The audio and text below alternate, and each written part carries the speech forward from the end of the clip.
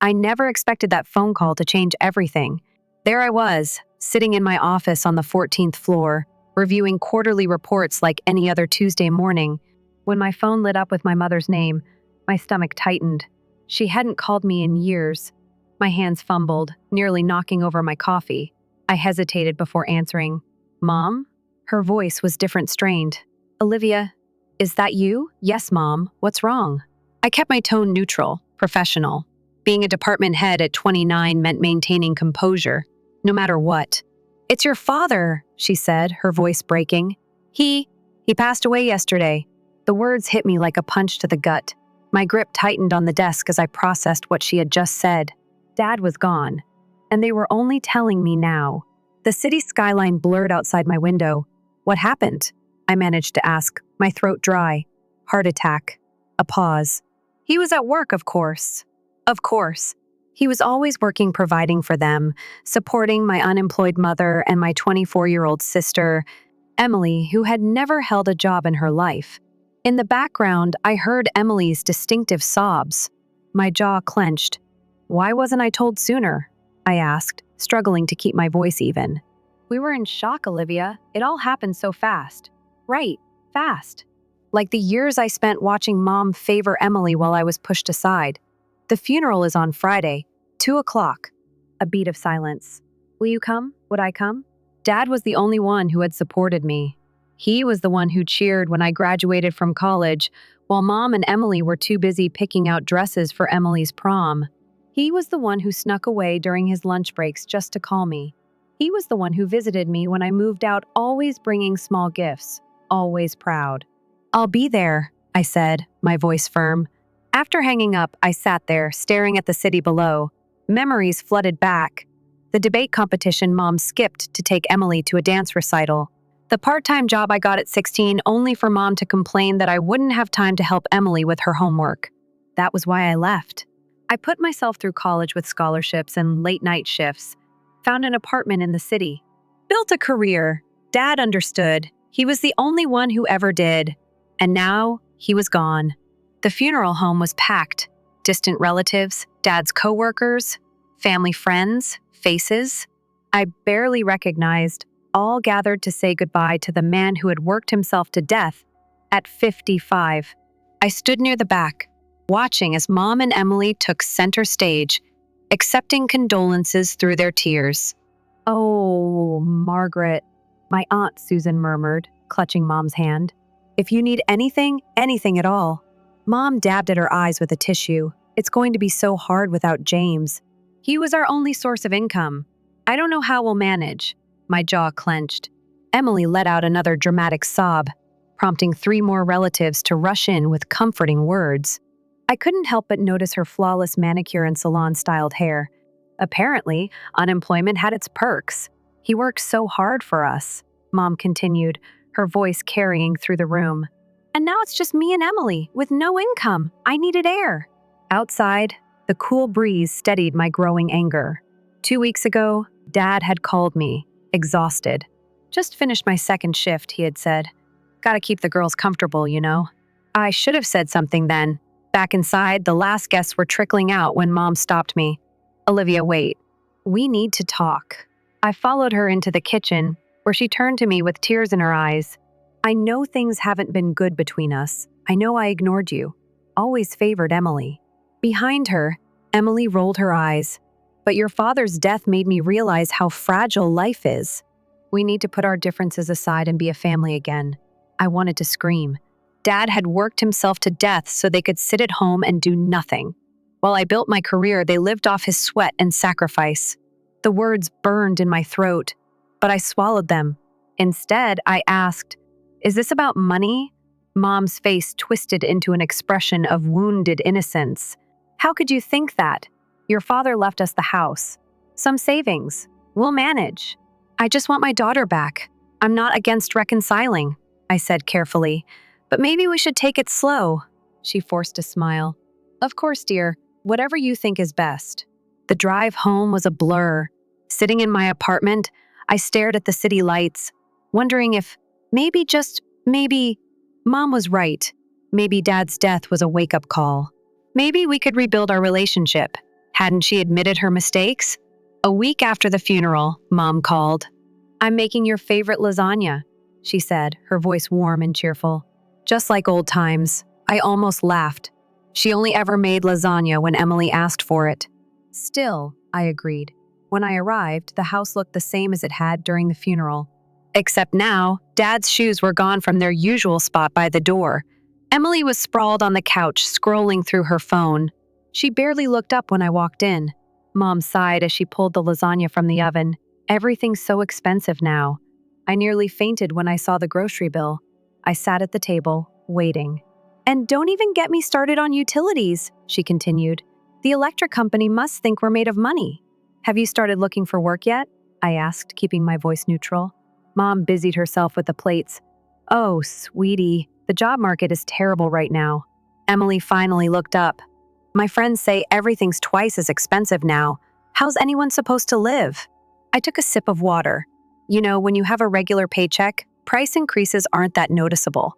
The hint hung in the air, ignored. "We'll find something eventually," Mom said, refilling her wine glass. "But for now, we'll just have to tighten our belts." "That sounds like a great idea," I said, unable to hide the edge in my voice. "Belt tightening is character building." The room went cold. Emily scowled. Mom's smile became forced.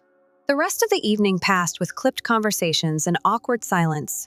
This became the routine. I'd come over for dinner, Mom would complain about expenses, I'd make pointed comments about employment, and they'd pretend not to hear. A bizarre dance where everyone knew the steps but refused to acknowledge the music. Then, one Saturday, the other shoe dropped. I was helping Mom with the dishes when she cleared her throat. "Olivia, honey, we need to talk. Here it comes. The washing machine broke down yesterday, water everywhere. And you know how expensive repairs are." I folded my arms. "We really need a new one." She glanced at Emily, who nodded vigorously. "I was wondering if you could, well, help us out." I studied them both. Mom with her pleading expression, Emily expectant. Part of me felt sorry for them alone in this house, struggling without Dad's constant support. But another part of me remembered the years of entitlement, the years of taking advantage of his generosity. "I won't give you money," I said firmly. Their faces fell. "But I'll buy you a washing machine myself." Mom's lips pressed into a thin line. "Fine, if that's how you want to do it." It wasn't the answer they wanted, but I wasn't about to hand over cash that would never go toward a washing machine at all. The washing machine arrived the following Tuesday. I took a half day off work to supervise the installation, not trusting them to handle it themselves. Mom hovered nearby, watching the delivery guys set it up like she was appraising a rare artifact. When they finally left, she circled the machine with a critical eye. "It's nice," she said, though her tone suggested otherwise. "But I saw this gorgeous Samsung model at the store. It had all these special features." I grabbed my purse. "Well, when you're ready to buy your own, you can get the fanciest one they make." Her frown twitched into a forced laugh.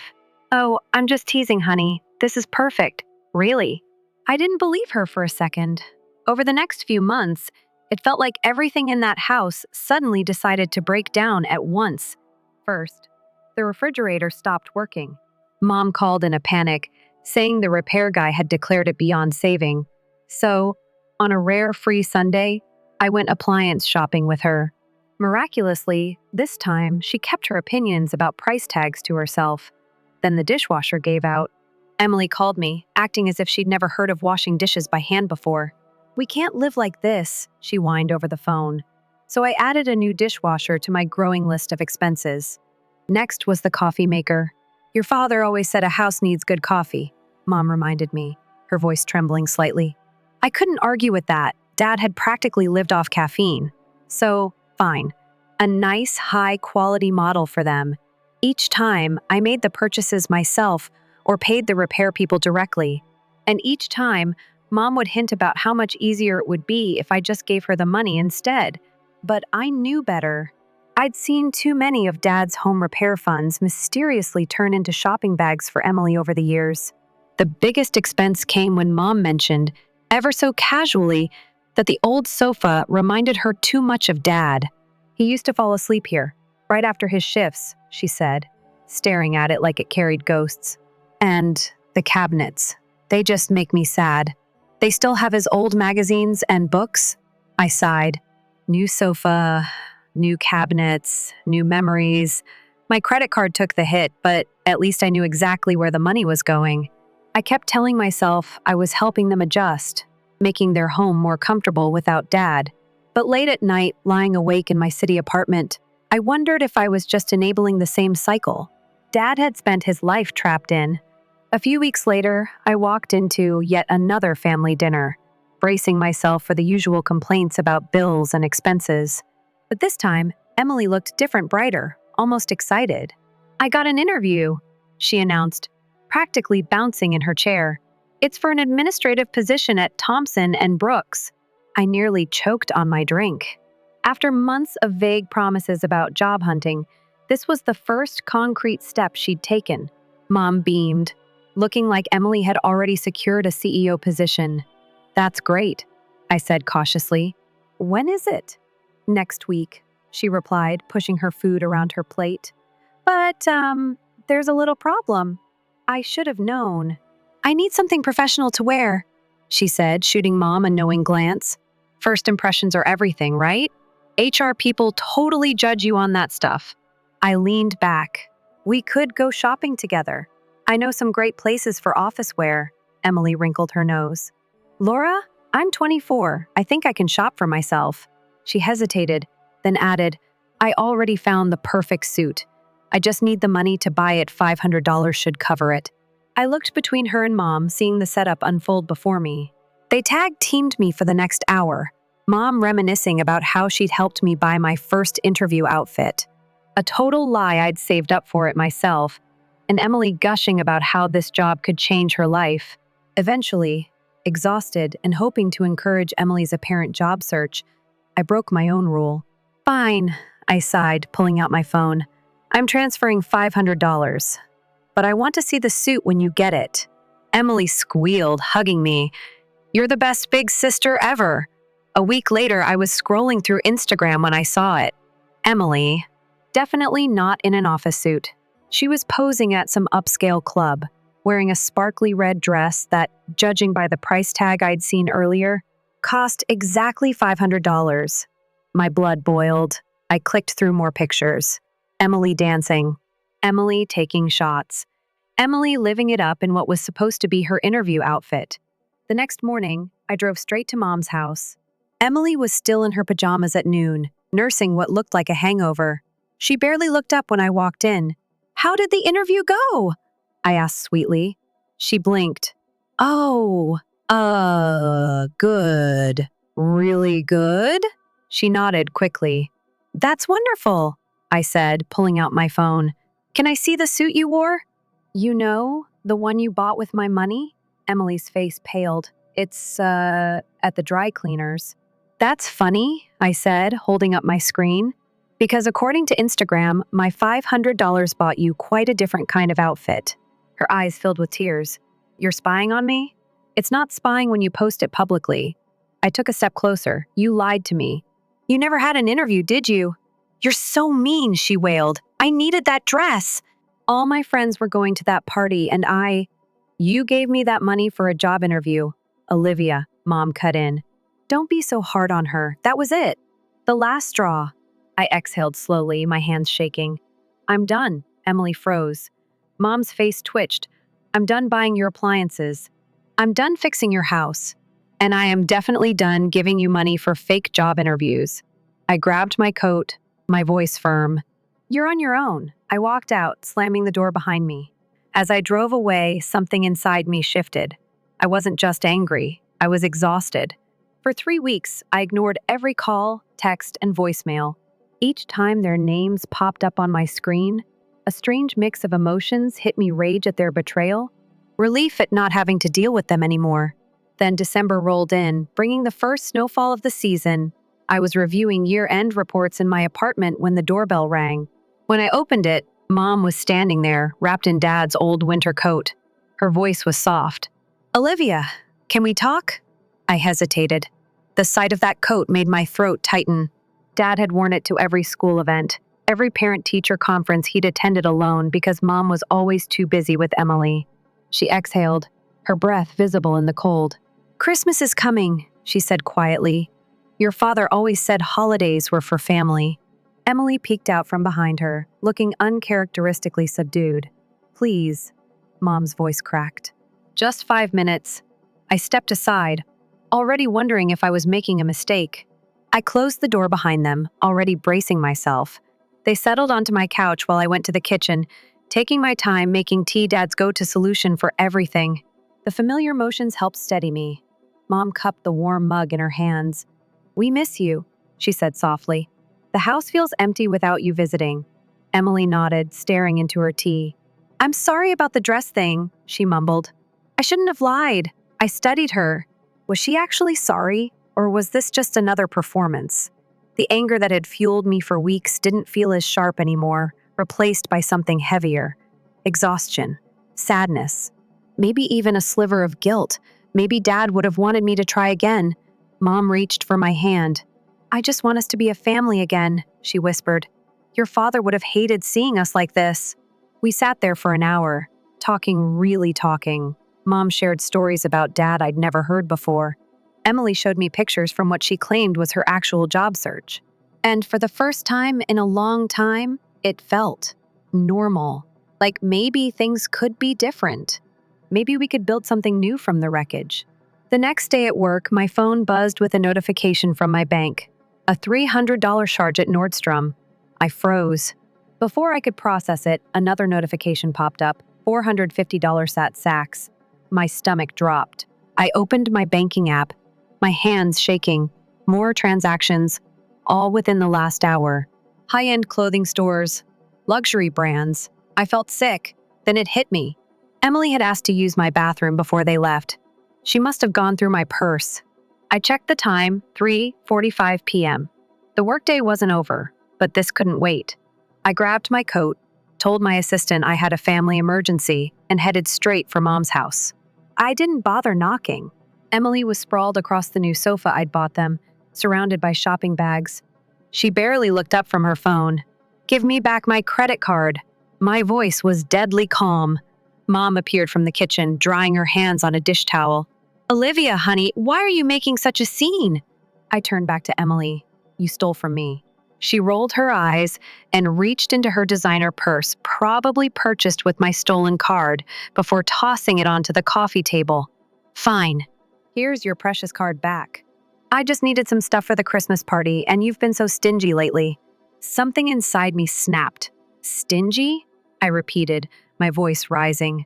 "I bought you an entire house's worth of appliances. I replaced your furniture, and you repay me by stealing?" Mom stepped between us. Her face flushed. She just needed some nice clothes for the holidays. If you weren't so selfish with your money, she wouldn't have had to take matters into her own hands. I let out a hollow laugh. Selfish. They were sitting on the sofa I bought, in front of the TV I paid for, probably planning to make coffee with the machine I purchased. And they had the audacity to call me selfish? A plan formed in my mind. I took a deep breath, forced a smile. "You know what, Mom? Maybe you're right. Maybe I have been too rigid about money." Her expression shifted to cautious optimism. "Oh, honey, I knew you'd understand. In fact," I continued, "why don't we have Christmas here this year? Invite the whole family, like old times." Mom's face lit up. "That would be wonderful. I'll start calling everyone." For the next few days, I played my part perfectly. When Mom called to discuss holiday plans, I enthusiastically agreed to everything. I even showed up early on Christmas Eve, dressed in my best holiday outfit. "Could you grab some last-minute things for the party?" Mom asked, already holding out a list. "Of course." I pulled out my wallet and handed her several $100s. "Get whatever you need." They practically ran out the door, probably afraid I'd change my mind. As soon as they were gone, I pulled out my phone. "Yes, this is Olivia Carter. The movers can come now." I had arranged everything in advance. Movers who were willing to work on Christmas Eve for double pay, a storage unit across town, even a small moving truck. Within minutes, they arrived, eager to earn their holiday bonus. One by one, every single item I had purchased over the past few months was carried out. The washing machine that started it all, The refrigerator, the dishwasher, the coffee maker, the sofa where Emily had counted her stolen goods, the cabinets, everything. Finally, I placed a small, carefully wrapped box under their Christmas tree. I took one last look around the half-empty house. For a moment, I saw Dad sitting in his old recliner, exhausted but smiling. He would have laughed at this. Then I walked out, locking the door behind me. At 4 p.m., as I sat in my apartment sipping wine and watching the snow fall, my phone rang. Mom's hysterical voice exploded through the speaker. "We've been robbed." Someone broke in and took everything: the washing machine, the fridge, all the furniture. "It's all gone!" I took another sip of wine. "If you hadn't left home unlocked, that wouldn't have happened." "No one robbed you, Mom." My voice was calm. I took it all. Silence. Then a sharp inhale. "You can't do this! I'm calling the police!" I actually laughed. "Go ahead. There's something for you under the tree, by the way. You should open it." I heard her stomping across the room, the rustling of wrapping paper. Then a pause. "It's just a bunch of receipts," she said, confused. "What kind of stupid gift is this?" "Not just any receipts," I corrected. "Receipts for every single item I removed today. Every appliance, every piece of furniture. All paid for by me. The police will be very interested in those, I'm sure." Her breathing turned ragged. "You vindictive little," I cut her off. "Oh, and while you're at it, you might want to explain Emily's little credit card shopping spree." Mom's voice cracked with rage. "How dare you do this to us on Christmas Eve?" "What are we supposed to tell everyone?" I shrugged. "I don't know. Maybe the truth. That you and Emily have been living off Dad's money and my generosity while refusing to work. That Emily stole from me. That you defended her." I hung up and blocked her number. The next morning, Christmas Day, my phone rang again. This time, it was my cousin Rachel. "Oh my God, Olivia," she gasped, barely containing her laughter. "You will not believe what happened last night." I leaned back, smiling. "Tell me everything." Rachel could barely get the words out between her laughter. "So Aunt Margaret, sorry. Your mom started telling everyone this dramatic story about how you stole all their furniture on Christmas Eve. She was really going for it, tears, gasps, the whole act." I smirked. "Let me guess. Someone asked a logical question?" "Oh, several people," Rachel snorted. "Uncle Bob was the first. He was like, 'If Olivia stole everything, then what exactly were you living off of before?' And then Aunt Susan chimed in with, 'Didn't James tell us he was working double shifts to support you two? Why didn't you save anything?'" I could practically see Mom's face turning red. And then the whole room went silent," Rachel said, delighted, "because suddenly they had no good answers."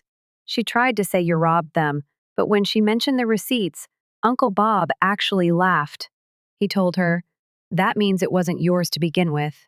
I exhaled slowly, a satisfied warmth spreading through me. "So what did they do?" "Well," Emily started fake crying, which only made it worse. Rachel continued. "Uncle Bob muttered something about lazy entitlement and left. Then the real questions started, like why they had never worked, why they expected you to keep taking care of them. And when your mom realized no one was buying her story, she snapped.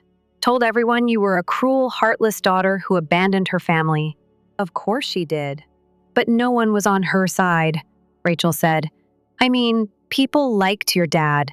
They saw how hard he worked. The whole poor widow and struggling daughter act? No one was buying it." It was honestly so satisfying. For the first time in years, I felt something close to peace. I wasn't just free of them, I had finally exposed the truth. A few weeks passed in blissful silence. No calls. No texts. Nothing. Then, one afternoon, as I was leaving work, I saw an unknown number flash across my phone. I hesitated, then answered. A hesitant voice came through. "Olivia?" I frowned. "Who is this?" "It's Emily." I almost hung up. She exhaled shakily. "Please don't hang up. I need help." I sighed, already regretting picking up. "What do you want?" She hesitated. "I need somewhere to stay." That made me stop in my tracks. "What?" She sniffled. "Mom kicked me out." I blinked, momentarily speechless. "What do you mean kicked you out?" She said I embarrassed her. Emily mumbled. After Christmas, people kept asking questions, and she got mad. Then last night, we got into a fight about money. I told her I was trying to find a job, but she said I wasn't trying hard enough. Then she just told me to leave. A bitter laugh escaped me. So now that you have nowhere to go, I'm suddenly worth calling? I don't have anyone else, Emily admitted, her voice small. I leaned against my car, rubbing my temples. The irony was almost too much. Where are you now? I asked. At a friend's place, she said quickly. But I can't stay here long. Please, Olivia, I don't know what to do. The part of me that had spent a lifetime watching her get away with everything wanted to say, not my problem. But then I thought of Dad, of how he would have never let his child be homeless, no matter how much they had screwed up. I sighed. I'm not offering you a place to stay, Emily. Her breath hitched. Oh, but I'll meet you for coffee. Silence. Then, cautiously, okay. We met at a small cafe near my office the next morning. She looked different, messier, a little lost. The usual arrogance was gone. I ordered my coffee and sat across from her. So, what's your plan? She stirred her tea aimlessly. I don't know. I gave her a look. Not good enough. She swallowed hard. I am looking for a job. I swear. But it's harder than I thought. No sympathy from me. Welcome to real life. She flinched but nodded. I really messed up, didn't I? I leaned back. Yeah, you did. For the first time, she didn't try to argue. I don't expect you to forgive me, she murmured. I don't know how to do this, Olivia. I've never had to. I sighed, rubbing my temples. Look, I'm not giving you money. I'm not paying your rent, but I will help you figure out your next steps. If you're serious, Emily's eyes widened. Really? I nodded. But if you so much as try to manipulate me, I'm done for good. She swallowed. I won't. I swear. We sat in silence for a moment before she hesitantly asked, Have you heard from Mom? I shook my head. And I don't plan to. Emily exhaled, looking down. She probably blames me for everything now. That's what she does. More silence. Then, almost too soft to hear, Emily whispered, I miss Dad. That caught me off guard. For a second, I saw the kid she used to be, before Mom ruined her. Yeah, I said quietly. Me too. Emily wasn't lying about looking for a job. Over the next few weeks, she sent me updates, screenshots of applications, emails from recruiters, and finally, an offer. A front desk job at a small marketing firm. Nothing glamorous, but steady pay and benefits. I start Monday, she told me over the phone. I can't believe I actually got something. Believe it, I said. Now the real work begins. She laughed nervously. Yeah, about that. I don't have anything to wear. I sighed. Emily, I swear I'm not asking for money, she interrupted. I just need advice. Like, what do people even wear to jobs like this? That was new. Instead of demanding a handout, she was asking for help. Meet me tomorrow, I said. I'll show you. The next day, we hit a few discount stores. I watched as she hesitated between two blouses, calculating prices in her head. You okay? I asked. She nodded, but I saw the tension in her shoulders. It's just weird, she admitted. I used to just buy whatever I wanted. Now I actually have to think about it. I arched an eyebrow. Welcome to adulthood. She rolled her eyes, but there was no bite to it. Just something that almost looked like self-awareness. When we left the store, she turned to me. Thank you, she said, voice quieter than usual. For not giving up on me. I shrugged. Don't thank me yet. You still have to keep the job, she grinned. Fair enough. Emily lasted a full 3 months at the job before she slipped back into old habits. It started small. A missed shift here, a late morning there, then the complaints. My boss is so demanding. Do they really expect me to sit at a desk for 8 hours straight? One night, she called me, frustrated. I don't think this is working out. I had a feeling this was coming. What's wrong now? I don't know if this is what I want to do. I pinched the bridge of my nose. Emily, you've never had a job before. Maybe stick with one before deciding it's not your dream, she huffed. You make it sound so easy. It's not, I said, trying to keep my patience. But this is what working is. You don't get to quit just because it's not fun. She didn't respond, but I could hear her thinking. A week later, she called again. I got fired. I sighed. What happened? They said I wasn't reliable. Were you? Silence. Then a quiet, no. I took a deep breath. Okay, so what now? She sniffled. I don't know. Well, figure it out, I said. Because I'm not going to bail you out. I wasn't asking you to. That surprised me. Then why are you calling? I just needed someone to talk to. That was new. I exhaled, trying to push back my frustration. Emily, I know this is hard, but you have to stop looking for shortcuts. No one is going to hand you an easy life. I know. Her voice was small. I just wish Dad was here. Me too. Listen, I said after a moment. I can't fix this for you. But if you really want to get your life together, I'll support you. Just not financially. I get it, she said. I'll figure it out. And for once, I actually believed her. A month passed without a single call from Emily. I wasn't sure if that was a good thing or a bad thing. Then, one evening, my phone buzzed. Emily got a new job. Start Monday. No request for money. No sob story. Just a statement. I stared at the message, debating if I should respond. Eventually, I typed back, "Good. Stick with this one." She didn't reply, but that was fine. A few weeks later, she called. Guess what? You haven't quit yet? Ha ha, she deadpanned. No, actually, I'm doing fine. The job's not fun, but it pays my bills. Speaking of, I put a deposit on a tiny studio. I blinked. Wait, you're moving out of your friend's place? Yeah, I can't mooch forever. I almost asked, who are you and what have you done with my sister? But instead, I said, that's good, Emily. Really good. Yeah, well, don't get too sentimental, she teased. I still hate waking up early, I snorted. Welcome to life, she paused.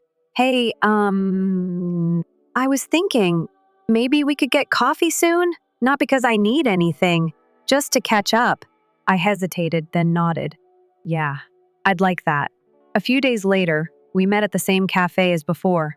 This time, she didn't look lost. Tired maybe, but not lost. I owe you a real apology, she said. For everything. I took a sip of my coffee. Yeah, you do. She let out a small laugh. Okay, fair. She shifted, looking down at her hands. I don't know how you put up with me for so long. Honestly, I almost didn't, I admitted.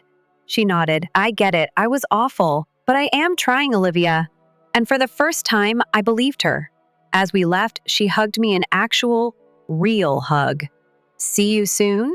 Yeah, I said, surprised to realize I meant it. See you soon. I watched her walk away, thinking about how much had changed. Mom hadn't reached out once, not since Christmas. And I was fine with that. Some people don't change. Some people don't deserve second chances. But Emily, maybe she did. Story 2, Emma is my name. Liam, the 20-year-old son of Jack and myself, is currently enrolled in college. For years, we've been saving and working hard to keep him there, taking shortcuts, forgoing holidays, and all else we can to give him a chance at something more. My grandma went into a nursing facility, leaving us the house she left behind. It's spacious, comfortable, and unpretentious. It's just like home. I run the front desk at a doctor's office, and Jack works at the neighborhood hardware shop. We are content to live a simple life without many luxuries. The sun was hanging perfectly on a Thursday afternoon, caused you to consider ending the day early. Then Jack's phone rang, interrupting. What do you think about an early weekend? Remember, I was slicing carrots, half on a list of bills that needed to be paid, half on dinner. I heard him respond, Hi, Mother. Reduce your speed. What's the matter? As he heard, his face turned white. Towel in hand was pacing, and I halted what I was doing. He seemed scared as he hung up. He sank into the couch as if his strings had been severed and murmured, That was my dad. Their company went bankrupt. Everything is gone for them, even the home. My heart fell. Jack, oh, that's awful. How do they intend to proceed? They'd like to stay with us, only for a little while. Until they sort something out, they said. I paused as I considered our already limited budget and the impending disruption to the peaceful routine of our lives. What did you say to them? He was clearly anxious because he massaged his neck. I informed them that I spoke with you initially. It's your home. Emma wouldn't tell you that without first confirming. Helen and Frank, Jack's parents, They weren't the laid-back high flyers used to luxury. Furthermore, our basic arrangement was very different from what they were used to. Jack, you know how they are. It's not their style, this place. I am aware that he appeared uncomfortable. However, they are my parents, Em. They're stranded. Reflecting on all of their visits, noses showed up at our little home. It was obvious that they wouldn't fit in here. However, my willpower weakened when I pictured them in such a severe situation that they would seek assistance. Okay, they are welcome, but this is just temporary, isn't it? Only until they're able to stand again. Mom, Emma, and I had a brief, hushed conversation when he took up his phone and dialed. You can stay here for a while, but only until you find somewhere else to stay. I understand. We're not in charge of a hotel. Jack seems reticent, but I couldn't hear what was being said on the other end. Indeed, ma'am. We are unambiguous. Gave me the main idea. He hung up and let out a long, heavy sigh. They are appreciative. Next week, they'll be here. Jack told his parents last week that they could spend some time with us. They were also moving in today. I swear my heart fell as I saw two enormous trucks pull up our driveway from the porch. Like a parking lot attendant, Jack was out there directing traffic while maintaining a constant grin. Frank got out of the car first, grinning broadly, and gave Jack a back pat so forceful. You'd think he had won the jackpot rather than had moved into his son's house. Emma, sweetheart. Perfumed and vivacious, Helen came up to me and planted a kiss on my cheek that felt more like a branding iron. For allowing us to invade in this manner, you are an angel. I attempted a grin as I glanced at the pile of items they were unloading. No issue, Helen, but is this the end of it? Oh, these are only the necessities. As though our front yard wasn't already being engulfed by the stack of boxes and furniture, she waved a dismissive hand. We've stored the rest in essentials. I wager my time that if they were necessities, I wouldn't say anything hasty. The thought of what they had left behind made me shudder. I could tell Jack was thinking the same thing when he caught my glance. Then let's move the items inside. More than everybody else, Jack spoke to himself. With such power that you would believe they were moving into a palace, Frank and Helen gave the movers instructions. Not our wee, humble house. The movers walked by, carrying innumerable boxes and armchairs. Would you believe it, too? A grandfather clock. With their transient residence, who needs a grandfather clock? That's right. Boys, simply put everything there. Frank gave instructions while indicating different locations across our living room, which was quickly being overtaken by their possessions. The movers took a break, so I drew Jack away. This is ridiculous, Jack. A complete house might be furnished with what they brought. Where will we store all of this? Jack gave his temples a massage. Yes, I am aware. I will speak with them, all right? Let's just get today over with. As the movers went about their business, we moved back. The entire ground level was beginning to resemble the home of Frank and Helen. Every nook and cranny was occupied. Every available spot is occupied. Our once cozy living room had taken on the appearance of a storage container by the time the movers were finished. That evening's dinner was a flurry of activity. With all the mess, we hardly located the table. As they talked about their trip here, Frank and Helen appeared unaware of the disarray. Emma, you ought to sample this wine, Frank said as he opened a bottle of a French beverage that was likely more costly than our weekly food budget. Thank you very much, you two. With a voice as sweet as a cavity, Helen added her voice. Just till we get our bearings. Yes, regarding that. Jack cleared his throat. We must discuss certain ground rules. Oh, don't worry about that, son. There isn't much room. Frank dismissed him with a wave. We'll be all right. What do we, sweetheart? Helen nodded excitedly as he grinned at her. I glanced around at our occupied area, the boxes stacked high and the ornate decorations overpowering our basic ones, handled perfectly. I wasn't really certain about that. It had taken some getting used to living with Frank and Helen, to put it mildly. They moved in a few days ago, and just when I thought we had gotten into a pattern, the kitchen turned into a new battlefield. As usual, I was preparing dinner on a Tuesday night. Something straightforward and filling. Homemade tomato sauce over spaghetti. Helen waltzed into the kitchen as I was stirring the stew. She wrinkled her nose as though she had just entered a barn. What's that odor? Her tone was brimming with contempt as she questioned. Dinner is being served, I answered, trying to sound as calm as possible. It's spaghetti night. Spaghetti. She looked over my shoulder and sneered. Where's the meat? The fresh herbs. What you feed us is this. Jack entered while using a dish towel to wipe his hands after hearing the disturbance. What's wrong? With a glare that could make milk curdle, his mother turned to face him. We're supposed to consume this, which is the issue, Jack. She pointed to the seething pot as though it were a poisonous cauldron. Trying not to let her affect me, I inhaled deeply. We typically eat it. Steaks and nice dinners every night are out of our price range. Jack put himself in our way. Hard lines formed on his face. This is Emma's house, Mom, and we consume this. You can cook for yourselves if you'd want anything different. Yes, we will. Helen narrowed her eyes in response. And we depend on you to supply the food we need. This is not how we usually live. I'd had enough. I understand that you're accustomed to something else, but this is all we can do. Luxuries are out of our price range. Frank, who had remained quiet until then, spoke up with a loud voice. Then you might need to review your spending plan. We're not animals to eat scraps, young woman. Jack's mouth tightened. Dad, that's sufficient. We're trying our hardest. Everyone's shoulders are up around their ears, and the roles are tense. Helen puffed at last. All right, we'll send you a rundown of our meals tomorrow. The next day, you may make sure it's here. Helen sent me a list as promised. Marble, beef new, .seafood, .natural. I brought that in. I studied the list. My heart is lowering. We had dinner with Frank and Helen that night. On the kitchen table between us was the list. We anticipate healthy meals. As if it were the most common request in the world, Frank remarked that the best fish were steaks made from marbled beef. Jack and I looked at each other in disbelief. We can't swing that, he remarked in a tired but strong voice. Our budget just does not allow for it. They reacted quickly and brutally. You two are lazy, Helen yelled, not even able to serve a good supper at the end. Cornered, I gave in to their pressure. Jack and I survived on fast food to save money, but I started only purchasing the best goods for kids. My heart almost stopped when I sat down to perform the maths a month later. The cost of our meals has increased. Furthermore, our water bill had skyrocketed due to Helen's regular lavish bathing. Tonight was different, yet dinner had turned into a battleground. Helen and Frank were eating some expensive food. They had insisted on purchasing foreign seafood and marbled steaks. Jack and I, meanwhile, were seated across from them with plates full of the inexpensive, basic spaghetti. It wasn't simply our plates that were different.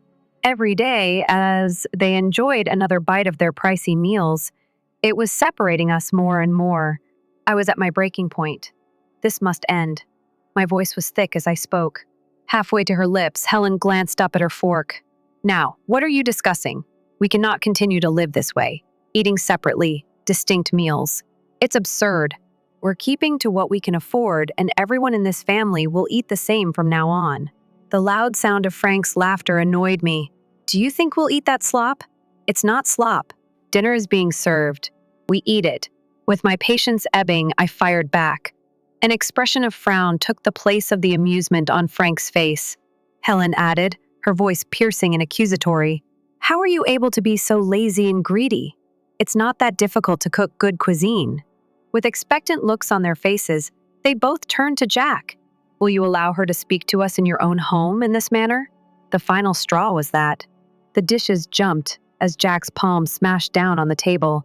First of all, you will show Emma respect because this is her home. His remarks had a powerful impact. Helen's voice trembled as tears welled up in her eyes. You raising your voice at me surprised me. Your own mum. Frank stood pointing an accusing finger at Jack, his rage boiling over. Henpecked and dancing to her music, look at you, what have you turned into? Even though my heart was already racing, I refused to back down. This conversation is over from today. No more pricey steaks or seafood. We eat the same, every one of us. For a brief period, their appearance could have frozen the room. Nobody made a move. Then Helen and Frank pulled back from the table and walked away without saying anything. The silence between Jack and myself hung heavy as we sat down again. He grabbed my hand and gave it a firm squeeze. I'm sorry this is what happened. So am I answered, feeling the weight of the evening descend about us. It's the correct thing, though. This is not how we can live. After the big blow-up at dinner, things cooled down, but only on the surface. Frank and Helen were quieter, certainly, but there was a slyness to their quietness that set me on edge. I had a feeling they weren't going to take the new house rules lying down, and I was correct.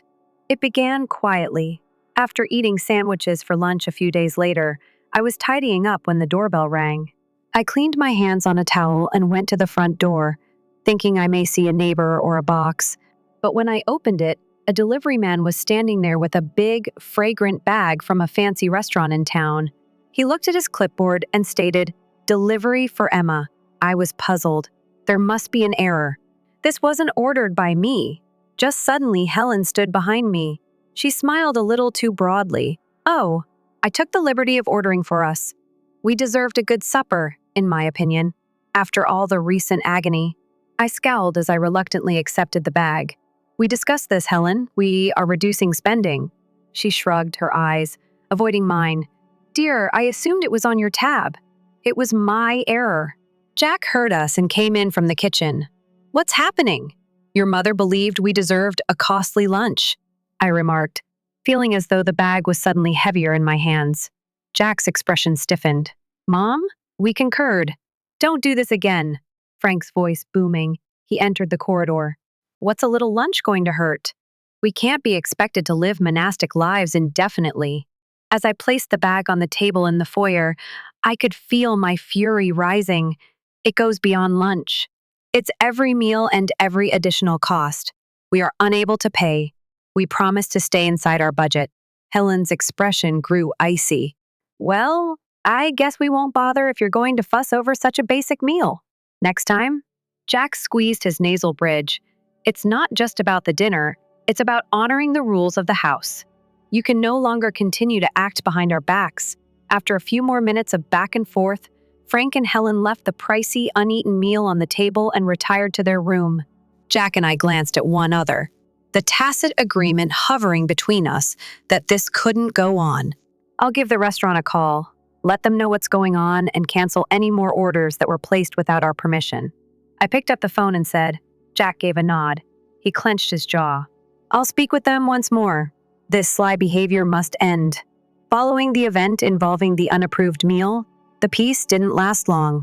You could cut the tension in the home with a knife, and Helen and Frank seemed to boil just beneath the surface. One evening, while I was doing the dishes, the communication broke again. Jack had just entered from the garden and appeared exhausted. The loud crash from the living room sent us both rushing just as I was ready to ask him about his day. One of the few decorations I truly cared about was a broken vase, which Frank was standing over when we arrived. "What took place here?" Jack asked, trying to keep his voice level. "It slipped," Frank remarked, scarcely appearing remorseful. "Accidents happen, but his tone was all wrong. It was not contrite, it was rebellious." Jack leaned down to pick up the pieces, and I couldn't help but tell this vase was for my grandma. "I haven't been here as long as it has," Helen sneered from the doorway. "It's only a vase. You can get another." "Helen, that's not the point." I felt my aggravation building and snapped. "Respect is the key. Something that's obviously missing from this situation. Do you wish to discuss respect?" Frank's voice rose as he fired back. "What about respecting us? Treating us like second-class residents in this house?" Jack rose up, facing his father. "Dad, you're living here thanks to our kindness. Keep it in mind. Goodwill doesn't feel like it." Helen sharply added her own remarks. "Every day we feel like we're not welcome. Living in our home with Frank and Helen was like walking a tightrope.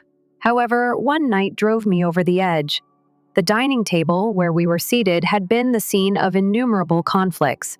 Now, when Helen nonchalantly revealed her newest bombshell, "Jack, sweetheart, I think we should use the college fund you established for Liam to purchase this beautiful coat that I discovered today." As if to advise that we switch coffee brands, she remarked. I choked on my water, choking as I placed my glass down hard on the table. "Just what did you say?" I controlled my voice, a mixture of incredulity and growing rage. Helen gave me a charming grin, obviously taking my surprise for obedience. "Dear, it's only money. For college, Liam may always take out loans. I'm in dire need of a new coat." Jack slapped his fork down, having been quietly fuming next to me. "That is not possible, Mom.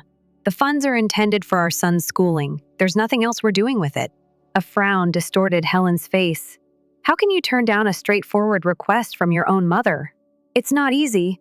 And that's the end of it. I snapped, felt the last of my patience dissipate. Frank added his voice. His voice became a yell. You're being cruel and irrational. Your family is us. Then he threatened, his tone calculating and frigid. Perhaps the local media would be curious about your family's treatment. Would your managers be interested in knowing? My stomach churned with a mixture of anger and terror. We couldn't cave sufficiently, though, I knew. I stood up and yelled back, family members don't treat one another like this. You two need to move somewhere else. This isn't functioning. As Frank persisted in making allegations and threats, Helen broke down in tears while seeming to be the victim. Jack and I were left in startled silence as they stormed out of the room after the supper. I went to the bedroom and called my grandma once the place was silent. After a few rings, she answered, her voice reassuring. It's Emma, Grandma. My voice was full with emotion as I spoke. What's wrong, dear? Her tone was instantly alert as she inquired. I expressed all of my demands, threats, and the impossibility of the scenario involving Helen and Frank. She did not interrupt as she listened. In the background, her soft hums provide a constant sense of assurance. There was a momentary silence when I was done. Then, decisively, she said, I'll spend a few months staying with you. Are you sure, Grandma? How about the assisted living facility? You seem to need me there, I'm sure. Furthermore, I don't stand by and watch my family suffer. With a determined tone, she declared. It seemed like a rush of fresh air entered the home when Grandma arrived. Her energy remained as fierce as ever, even if she was older and moved a little more slowly. Frank and Helen were plainly taken off by her abrupt arrival, their discomfort apparent as day. I'll be staying on the ground level, Granny stated firmly. The moment she rolled through the door, her baggage followed behind her like a faithful dog. I anticipate that some items may need to be relocated. Frank attempted a grin, trying to hide his annoyance. Naturally, willn't we make you comfortable, Helen? Helen gave a rigid nod. Her eyes darted about, presumably figuring out what they would have to conceal or move. I felt a wave of relief go over me. Finally, someone was putting them in their place. As soon as the removalists were done moving the furniture around to accommodate Grandma, she called the family into the living room for a meeting. Emma has told me a lot about what's been happening here, and I'm not happy. Her harsh tone ripped through any feigned politeness as she started. Grandma lifted her hand to silence Frank as he opened his lips to object. I'm not done. I still own this house. In a technical sense, you are not entitled to the blood that has been drained from Helen's face, even if I have let Emma and Jack to reside here without paying rent. Do you want us to cover the rent? She sputtered. I do, indeed. $4,000. Flatly, said Grandma. That's ridiculous. Frank sprang out of his chair and yelled, That's beyond our means. Well, considering the cost you've been racking up here, I'd say you can afford to cut back on your luxuries, Grandma retaliated. We are family, though, Helen attempted, a little trembling in her voice. Family does not take advantage of one another, Grandma retorted. I believe it's only fair because you've been living a lavish lifestyle on my granddaughter's money. Helen and Frank looked at each other as though seeking an escape, but they couldn't think of anything to say. Grandma went on, and one more thing. You are free to look for another place to reside if you feel that the rent is too excessive. Or if you decide to stay, you'll offer me with daily help. I need someone to make sure I'm taken care of and assistance going about with food preparation. Helen's mouth was like a fish out of water, opening and closing. Her former bluster vanished entirely. Frank, who had always taken great satisfaction in his independence, appeared to have taken a blow to the belly. Consider it, Grandma completed, her voice softening just a touch. Your response must be received by tomorrow, Am. They went back to their room, perhaps to talk over their few choices. Grandma's face softened as she turned to face us. Kids, don't worry. We will resolve this situation. Grandma's new house rules were established the morning after. Frank and Helen appeared as though a switch had been flicked. I came into the kitchen to discover them packing their belongings. There is already a stack of boxes at the entrance. We've made the decision to leave. Without raising his eyes from the package he was sealing, Frank declared, We located a little flat. We'll get our belongings and depart. Helen was more subdued, occupied with packing suitcases. She moved quickly and sharply. It's best that way. She said something loud enough for me to hear, but nearly to herself. The remainder of the morning passed in a haze. Furniture and boxes were moved out the door. Jack volunteered more out of obligation than anything else. Their section of the home was strangely deserted by mid-afternoon. The reverberation of their leaving lingered. Grandma, who had been silently observing from her chair, gave me a knowing smile after they had driven away. Okay, so there's it. They'll be all right, you know. To bring folks down to earth, a little pain is often necessary. Later on, we learned that they had sold the majority of their possessions to pay off their bills, including the rent. Like their new flat, the opulent lifestyle they were accustomed to was reduced to the necessities. Grandma spent 2 more weeks with us, a reassuring presence at home. Eventually, though, she made the decision to go back to her nursing home. I was both relieved and sad as I drove her back to the nursing home. Grandma, thank you for everything. Without you, we couldn't have survived. She laughed and shrugged away my gratitude. Oh, bullshit! You underestimate your strength. Just remember to stick up for yourselves. It won't be done for you by anybody else. I said her farewell with a hug and said I would see her soon. The house appeared larger and calmer when I arrived home. That night we sat on our porch, the evening air chilly and delightful. Although life had taken us by surprise, we had recognized it, handled it, and were prepared to move on. We were certain that, with or without the consent of others, we could manage whatever happened next. Story 3. The day. I was seated when my parents announced their impending divorce. It completely upended my world. I was only 12, and I assumed divorces were for couples who argued all the time.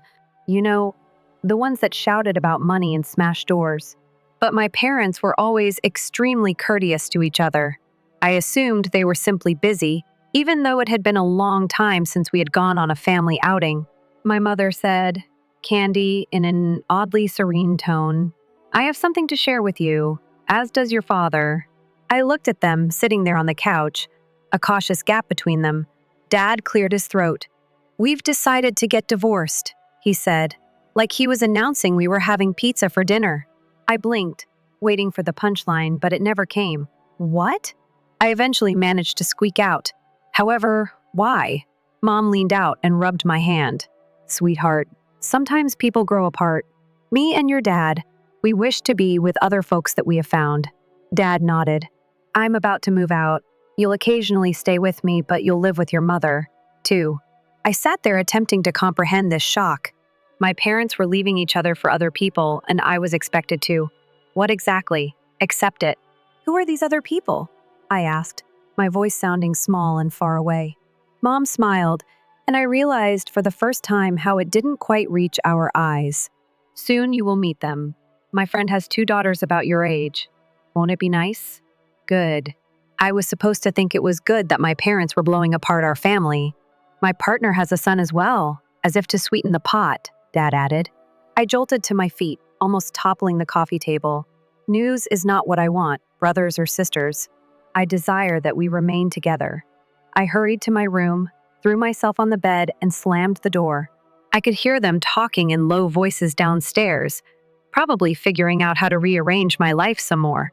I thought about the last few months, how Mom and Dad had taken me out separately. I'd go to the movies with Dad one weekend, then to a cafe with Mom the next. Having one-on-one time with each of them struck me as cool. I now understood that it was only the beginning. The weeks that followed flew by. Dad packed his stuff and moved out, traveling off to live with his new bride. Apparently, they'd previously been married in a quickie ceremony. As her father had predicted, she had a boy. Mom's new spouse moved in with us in the interim. A year younger than me, he brought his twin daughters. I was a little excited at first. I'd always wanted a sister to share secrets with, to stay up late chatting about boys and life and all that stuff. I made an effort to be amiable the day they moved in. I introduced myself as Candy and grinned at the girls. Would you like to see the taller one? I think her name was Brittany. Looked me up and down like I was something stuck on her shoe. No thanks, she said, her voice dripping with disdain. We don't need your help. Her sister nodded in agreement. Yes, and just so we're clear, we're not your sisters. You're just extra? The word hit me like a slap in the face. They pushed by me, laughing to themselves, and I remained there, gaping. I listened to the noises of my new family settling in as I lay in bed that night. I felt like a stranger in my own home. The next day, things got worse. The twins were dressed like me when I got home from school. Hey, I said, shocked. Those are mine. Brittany rolled her eyes. We could borrow them, Mom replied. Stop being so self-centered. I turned to my mother for support, but she only grinned. Candy sharing is now considered caring. The girls just want to feel welcome. Welcome! They were wearing my favorite clothing. I fought back tears as I stomped up to my room. It became evident as the days went by that I was no longer the focal point of my mother's life. She lavished the twins with new toys and clothing. My belongings began to vanish and were handed away to my new sisters without my consent. One day, I overheard Mom talking to her new husband. New phones are needed for the girls. We could spend the funds we had saved for Candy's birthday, she said. My birthday? For them, she was willing to forego my birthday. Mom hardly remembered when the day arrived. When I reminded her, she distractedly responded, Oh, honey, I'm so sorry, but the girls have a big sports event today. We'll celebrate another time, okay? But we never did. I imagined things may be better at Dad's house, where I remained every other weekend. But I was mistaken about it too. Due of her pregnancy, Dad's new wife was unable to spend time with her kid and me. He was a nightmare. My face started to tickle when I woke up one night. I opened my eyes and saw a huge spider sitting on my nose. I yelled, writhing about in terror. The lights flashed on and the entire home sprang to life. I saw it was a plastic toy rather than a genuine spider. And at the doorway, Dad's stepson was smiling. What's happening? Dad's wife demanded, her pregnant belly leading the way as she wobbled into the room. Candy woke us all up with her screaming. The boy said innocently over a toy. You little... I started. But Dad's wife cut me off. Really, what's wrong with you, Candy? Are you some type of frenzied lunatic? I looked to my father in the hopes that he would stand up for me, but he simply stood there looking awkward. He placed it there. I insisted. He is aware of my spider phobia. Avoid being absurd. His spouse lost her temper. Get out of bed and sleep. I don't want to spend the rest of the evening with you. I looked at Dad again, silently begging him to say something, anything. But he just sighed and said, I'll take you home in the morning, Candy. As they all filed out, leaving me alone in the dark, I knew something. I didn't have a home anymore. I was alone.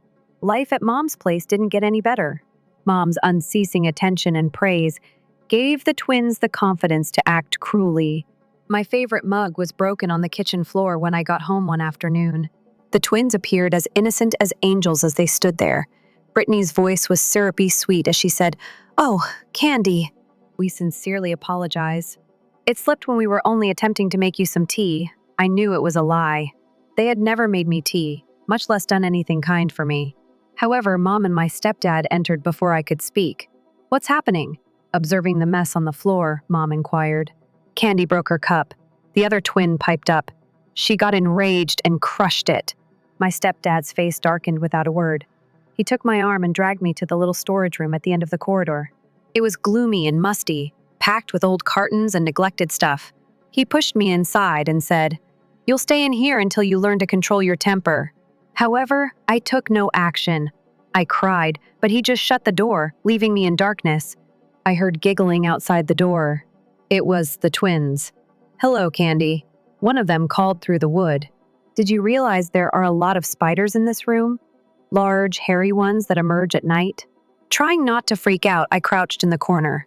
The darkness seemed to creep around me, even though I knew they were lying.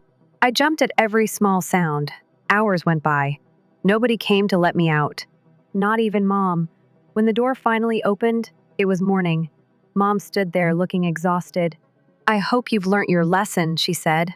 Now get ready for school. She just waved me away when I tried to explain what had actually transpired. I understood then that my mother would always trust them instead of me. I began to visit my Aunt Sarah's place more and more. She lived with her husband and was Dad's sister, Uncle Tom. They were always delighted to see me because they didn't have children of their own. I used to only spend a few hours after school with them, but those hours quickly became days, and eventually I was spending weeks at a time. My instructor, Miss S. Rodriguez, made a home visit to my mother's house one day after I had been at Aunt Sarah's for over a month. Naturally, I was not present, but a neighboring child who witnessed the entire event told me about it afterwards. With a worried expression, Mrs. Rodriguez knocked on the door. When Mom answered, the teacher asked to see me. "Oh, Candy's with her father this week," Mom said dismissively. Mrs. Rodriguez scowled. "That's strange. Mister Johnson told me that Candy was living with you when I called him just now." Mom's face turned white. "What?" However, I believed Mrs. Rodriguez was enraged. She alerted Child Protective Services, and before I knew it, we were all heading to court. At the age of 14, I watched in the courtroom as my parents quarreled over who should look after me. However, the debate wasn't what I had anticipated. "You take her," Dad roared at Mom. "I have a tiny child. Teenagers are not something I have time for." Mom laughed. "Are you kidding? Now I have a life. I can't deal with Candy's drama." I sat there feeling smaller and smaller as they tossed me back and forth like a hot potato. They both didn't want me. Aunt Sarah, however, got to her feet. "Your Honor," she began in a firm, clear voice. "Permit me. I want to assume custody of Candy with Tom." The courtroom became quiet. I stared in disbelief at Aunt Sarah. She smiled at me, then went back to the judge. She gave the judge some papers. "These records indicate our financial soundness. I'm a teacher, and Tom's a doctor. Candy is something we can supply in any manner." After reviewing the documents, the judge turned to face me. "Candy," he said kindly, "you are of legal age to make this decision. With whom would you like to live?" I didn't think twice. "Uncle Tom and Aunt Sarah." I spoke in a trembling yet confident tone. I could see my parents' relief. They made no effort to conceal it. I adapted to my new life over the course of the following few weeks. Uncle Tom and Aunt Sarah were looking after more than just me. They were parenting me. They inquired about my day, genuinely listened when I spoke and assisted me with my homework. Uncle Tom inquired, "So, Candy, what should we call each other now?" As we were seated around the dinner table one evening, "Or officially your guardians," I paused to reflect. In just a few weeks, I had received more love from these people than I had from my own parents in years. May I call your parents?" With hesitation, I asked. Aunt Sarah's eyes filled with tears. "Oh dear, we'd be honored." They became my parents after that day. My birth parents faded into the background. As time passed, I thought about fewer and fewer people. My new life wasn't just about Aunt Sarah and Uncle Tom, though. I also got to know Uncle Tom's mother, my new grandmother. She lived close and rapidly became one of my favorite persons in the world. Grandma was a retired doctor, and she had this way of making everything interesting. She would tell me stories about her time in the hospital, as we spent hours in her garden growing flowers and vegetables. And I realized I also want to become a doctor. With Grandma's help and the unwavering support of my new parents, before I knew it, I threw myself into my studies. High school graduation was coming up. As I stood in my cap and gown surveying the crowd, I saw the faces of the individuals who genuinely mattered. Mom, Dad, and Granny all beaming with delight. My birth parents weren't there. They hadn't even sent a card. I applied to medical college and to my delight, got accepted on a full scholarship. It was a nice life. I had a loving family, a clear objective, and a bright future ahead of me.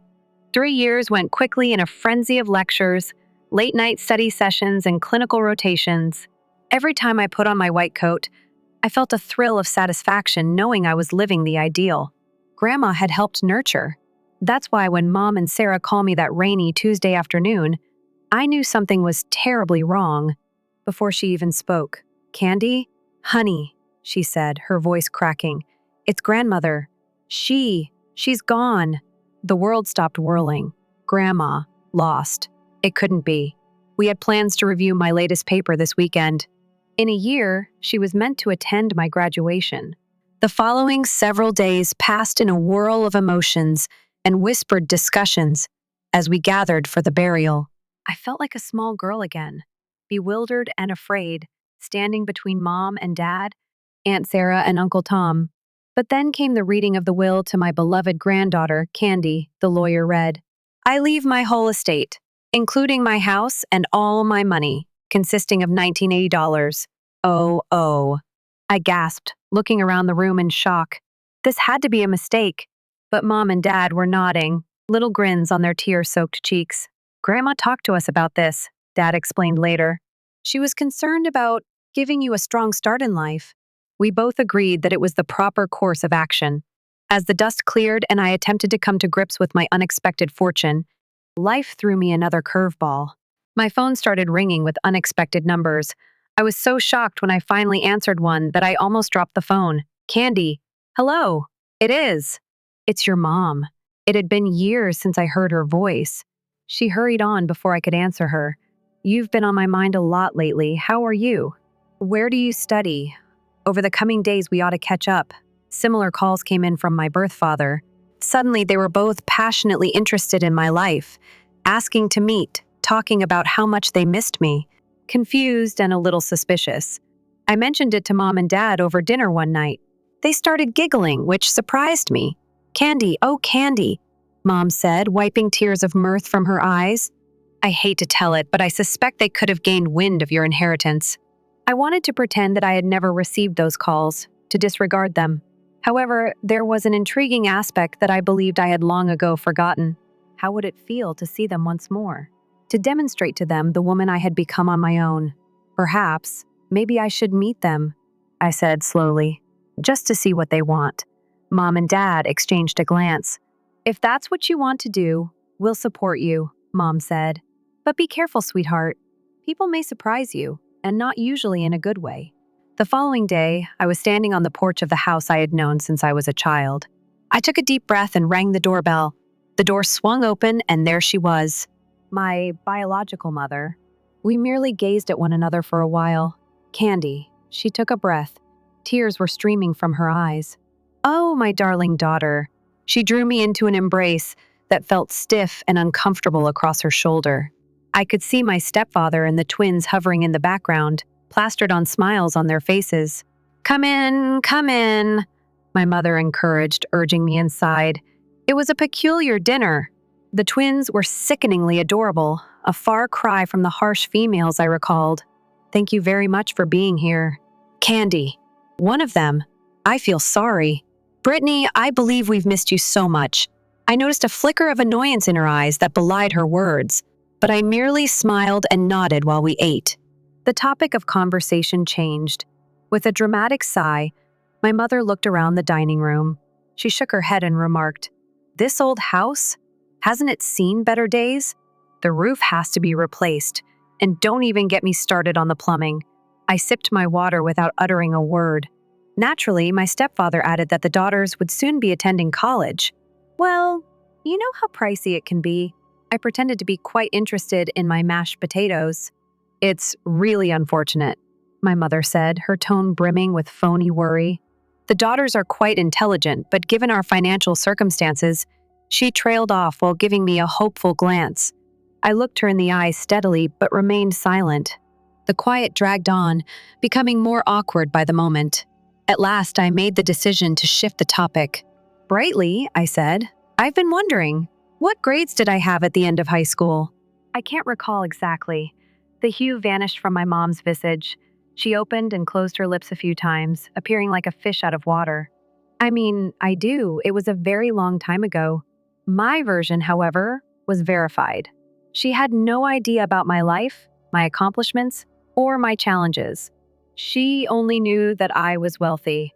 Right now, I sprang to my feet, my chair scuffing the floor. I believe I understand why you asked me to come. I spoke in a surprisingly composed tone. Isn't it about my inheritance? There was silence in the room. The twins discovered their plates all of a sudden, and my stepfather's cheeks flushed. Very intriguing. How are you able to say that? Although my mother gasped, it was clear from her eyes. There was only calculating and disappointment, no maternal love or tenderness. My stepfather, Candy, began, but I interrupted him. No, I'm done here. Never get in touch with me again. I then left the echoes of their irate yelling and my own history behind and stepped out into the crisp night air. I didn't need their approval or their affection. At home, my own family was waiting for me. A few days later, I was standing in front of my father's door. The door swung open, revealing my stepmother. She appeared to have just bitten into a lemon as her face twisted into what I thought was supposed to be a kind grin. I repressed a smile and went inside. We entered the living room. A teenage boy was relaxing on the couch when I looked at him. As we walked in, he looked up, and I knew who he was right away. the spider thrower. He had matured much, and I was surprised when he smiled at me with real friendliness. He got up and said, "Hey, Candy, it's been a while. I'm Jake. Just in case you forgot." Before I could answer, a whirlwind of pigtails and glitter burst into the room. In front of me, a young girl, no older than 8, came to a stop, her eyes wide. "Who are you?" she made a demand. My father, appearing older and more exhausted, cleared his throat. "This is Lily. Candy, this is your sister." My stepmother asked me a lot of questions about my life, and I gave her the most evasive answers as we fell into an unpleasant chat. Jake asked about my medical studies with what seemed to be genuine curiosity, which surprised me. I sensed that the talk was moving toward the true purpose of this reunion as the evening went on. My stepmother would nod slightly in encouragement as my father continued to look at her. He cleared his throat at last. "Okay, Candy." His tone was too casual when he started. "We heard about your windfall." I stiffened, anticipating the next move. "You know, Lily here is quite the little genius," he continued. "We have been considering enrolling her in this esteemed private school. However, it's not inexpensive." I remained silent. My face is deliberately blank. My stepmother took over. "What your father is trying to communicate, Candy, is that we could use some support for Lily's future. You get it?" I inhaled deeply, sensing that I was running out of patience. "Why now?" I looked straight at my father as I asked, "Why do you only think of me now that I'm wealthy?" Deathly silence fell on the room. Even Lily, who had been playing with her toys, appeared to notice the tension. My father tried to stutter out an apology, but my stepmother's face abruptly contorted with rage. "Listen to me now." With all pretense of kindness gone, she hissed. "You have a duty to support your family. We'll take you to court if you don't. You owe us money, and we'll want our portion." I was unable to resist. I chuckled. "As a matter of fact, I stood up in accordance with the law. You're not my family at all. You abandoned me. Keep in mind that Uncle Tom and Aunt Sarah are now my legal parents." As I left the building, I heard my father's irate yelling and my stepmother's high-pitched voice. However, I didn't turn around.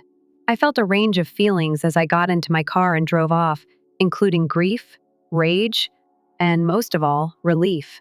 My phone buzzed non-stop in the days after I saw my biological parents. Both of them began sending voicemails, texts, and calls, each one more urgent than the one before it. "Please, Candy." In a single message, my mother's voice begged, "The house is going to be lost. We're going to be homeless. You don't give a damn?" My father used a variety of strategies, from guilt-tripping to direct demands. One text read, "This is your way of paying us back for everything we've done for you?" I didn't respond to any of them. Instead, I concentrated on my academics and threw myself into my last year of college with a fresh sense of purpose. I was looking through a particularly difficult cardiology textbook one evening when a strange call appeared on my phone. "Hello, Candy. It's Jake," I said hesitantly. "I suppose you're your stepbrother." Now, I realize this is strange, but I wanted to express my regret for the spider incident that occurred years ago. It was a really poor decision. In spite of everything, I couldn't help but smile. "Jake, it was a long time ago. It's water under the bridge." "Really, no," he insisted. "I felt awful about it for years. I wanted to apologize sooner, but you never returned. And I promise this isn't about the money or anything. I suppose I wanted you to know I'm not that foolish child anymore." It was heartwarming how sincere he was. "Thank you, Jake. Really?" We ended up talking for over an hour. Jake was an engineering student in his first year of college. He was self-deprecating and humorous. By the conclusion of the call, it was no longer the spoiled child I recalled. The next week, we had decided to get together for coffee. Jake and I became true friends as the months went by. Finding a connection with someone from my previous life was odd, but it was satisfying. He became a pillar of support in my life, and we frequently got together for study sessions or coffee. In the meantime, my life was accelerating at an uncontrollable rate. The exhausting tests and sleepless nights were worthwhile. When I eventually accepted my college degree while standing on stage, I noticed Mom, Dad, and Jake applauding enthusiastically as I peered out into the crowd. Joy and appreciation filled my heart. Eventually, my biological parents' messages became less frequent. Jake informed me that they were having financial difficulties, but I stayed away. It wasn't out of spite or hate anymore, but a knowledge that we were on separate paths. Jake brought up my half-sister Lily, his younger sister, one day when we were out for coffee. "She's very intelligent," he remarked. "I read a lot and asked questions about everything, except my stepmother and father. Not that they're promoting it." I remembered the bright-eyed young girl I had met a short while before. "Perhaps," I added slowly, "I might establish a college fund or assist with her studies. For her, not for them." That night, while I was driving home, I thought back on the path that had taken me to this point: the suffering, the desertion, the surprise bequest. I was Candy Johnson, a doctor. I now have a promising career in medicine. I had Jake, a great friend, a loving family, and the resources to change the life of a little child.